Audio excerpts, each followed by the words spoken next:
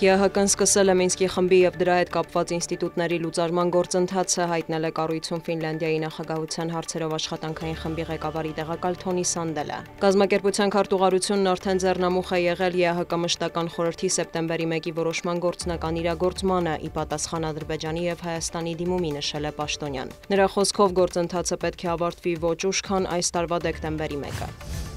Իսրայելի վարչապետը հայտարարել է Գազա քաղաքում ցամաքային մեծ գործողություն սկսելու մասին, այդ ֆոնին Բենյամին Նեթանյահուն խնդրել է ազատել իրեն կոռուպցիայի գործով դատավարության ընթացքում սահմանված կարգով ցուցմունք տալուց։ Ըստ Jerusalem Post-ի եւ Axios-ի իսրայելական կողմը մտադիր է գրավել քաղաքը եւ վերացնել Համասը։ Ակնկալվում է, որ առաջիկայում ռազմական գործողությունները կակտիվանան։ Վերջին օրերին Ցահալն ուժեղացրել էր Գազային ավիահարվածները, ոչնչացնելով բազմաթիվ բարձրահարկ շենքեր, որոնք ըստ Իսրայելի Համասն օգտագործել է ռազմական նպատակներով։ Իսրայելի պաշտպանության նախարարը X-ի էջում գրել է. «Գազան կրակի մեջ է, բանակը երկաթե բռունցքով հարվածում է ահաբեկչական ենթակառուցվածքներին, ինչպես նաև պայմաններ ստեղծում պատանդների ազատ արձակման համար։ Իսրայել կացը նախազգուշացրել է, չեն թուլացնի ճնշումը, մինչև չհասնեն բոլոր նպատակներին»։ Դոնալդ Թրամփն էլ հերթական անգամ կոչ է արել Համասին ազատել գերիներին, այլապես հետևանքներ կլինեն։ ԱՄՆ նախագահը հայտնել է, որ իսրայելական ցամաքային գործողության ֆոնին Պաղեստինյան շարժումը պատանդներին օգտագործում է որպես կենդանի վահան։ Մինչ այդ Գազայում զոհերի թիվն ավելանում է, Ցահալը կոչ է արել պաղեստինցիներին հեռանալ հարավ։ Գազա քաղաքի 300,000 բնակիչ արդեն տեղահանվել է։ Իսրայելը ավիահարվածներ է հասցրել նաև Եմենի արևմուտքում գտնվող Հոդեյդա նավահանգստին։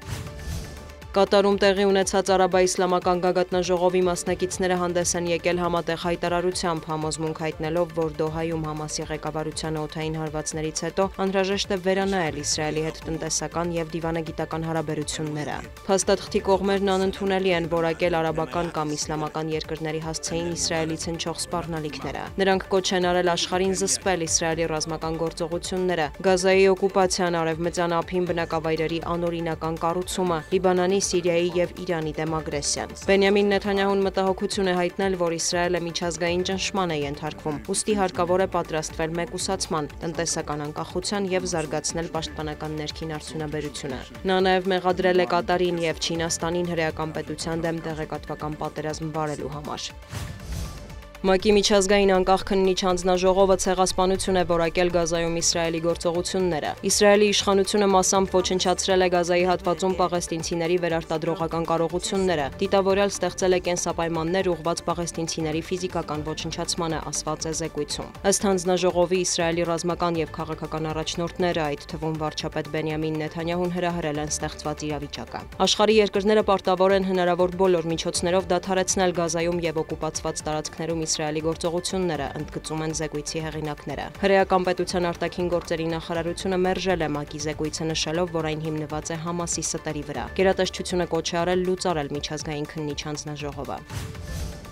Ռուսական բանակը գիշերը հրթիռային հարված է հասցրել Զապորոժիային, ինչը մասշտաբային հրդեհների պատճառ է դարձել, այդ թվում բնակելի շենքերում։ Շուրջ 20 մարդ վիրավորվել է, հայտնի է 1 զոհի մասին։ Խարկովում կրթական օբյեկտ է վնասվել, հայտնի է տուժածների մասին։ Ուկրաինական կողմն էլ հայտնել է, որ թիրախավորել են Սարատովի Ռոսնեֆտ գործարանը։ Ըստ երկրի զինված ուժերի այն օժանդակել է Դաշնության զինված ուժերին։ Նշվում է, որ գործարանի տարածքում գրանցվել են պայթյուններ, հրդեհ է բռնկվել։ Ռուսաստանի ՊՆ-ն ավելի վաղ նախազգուշացրել էր ԱԹՍ-ների հարձակման մասին։ Ռոսավիացիան սահմանափակել է Սարատովի օդանավակայանի գործունեությունը։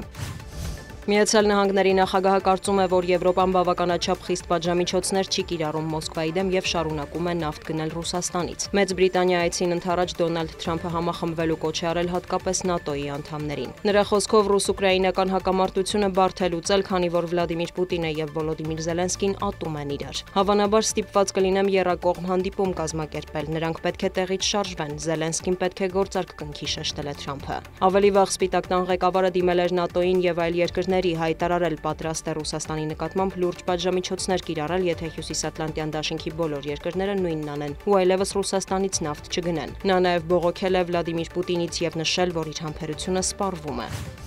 Եվրահանձնաժողովը դիտարկում է Թբիլիսիի նկատմամբ պատժամիջոցներ սահմանելու, ինչպես նաև Վրաստանի հետ առանց վիզայի ռեժիմը չեղարկելու հարցերը։ Եվրահանձնաժողովի ներկայացուցիչ Անիտա Հիպերը հավելել է, որ սեղանին են նաև այլ միջոցներ։ Մենք նվազեցրել ենք քաղաքական շփումների մակարդակը, դադարեցրել ենք ֆինանսական օգնությունը վրացական իշխանությանը, նշել է Պաշտոնյան։ Հիպերը հավելել է, դրան զուգահեռ ավելացրել են աջակցությունը Վրաստանի քաղաքացիական հասարակությանը։ Դիանա Գասպարյան, լուրեր։